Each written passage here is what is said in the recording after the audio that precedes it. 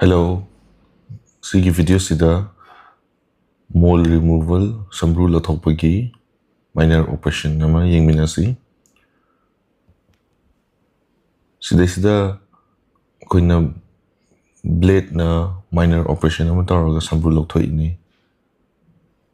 Ado mayam na len dabi lokthokpa yabra len dabi lokthokpa yabra na hangna basu yam yawi. Len dabi lokthokpa se yam pikpa horen marak ta yarakani.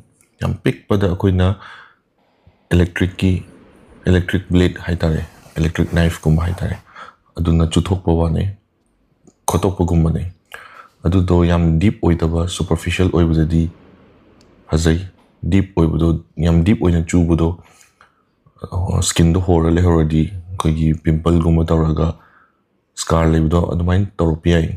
Sigi lelaga blade na nana photpa je sinabu hena yam clean yam good healing tawdoine. Sigi mathangi siso mamangi Sambru dari sini kitang amuk chawbi hele. Sisu yam pik tipi ini. Sigi sisu koina yam clean oina lokto aga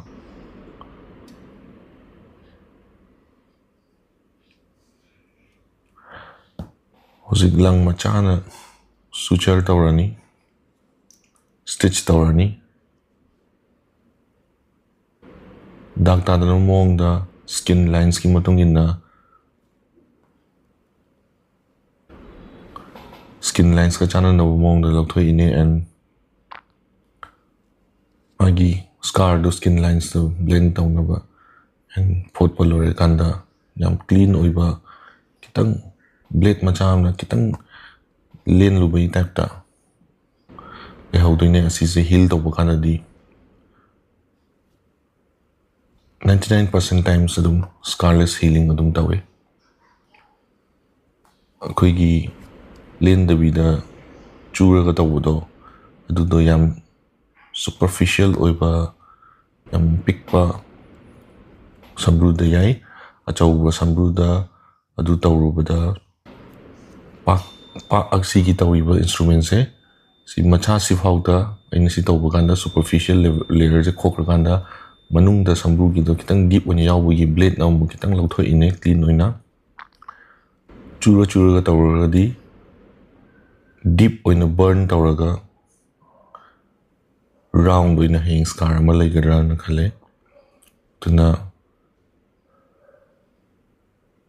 phojen baya ba shape amada koin lokthoga minor operation oina sigi stitch ama tawgibda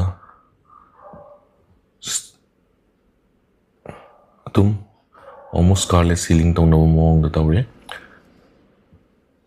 adun operation tawba na tabi mong da lokthokpa zu yawi atopa video da adum yengbiba yagani. Thank you so much for watching. Matangi video da mong thengnarase.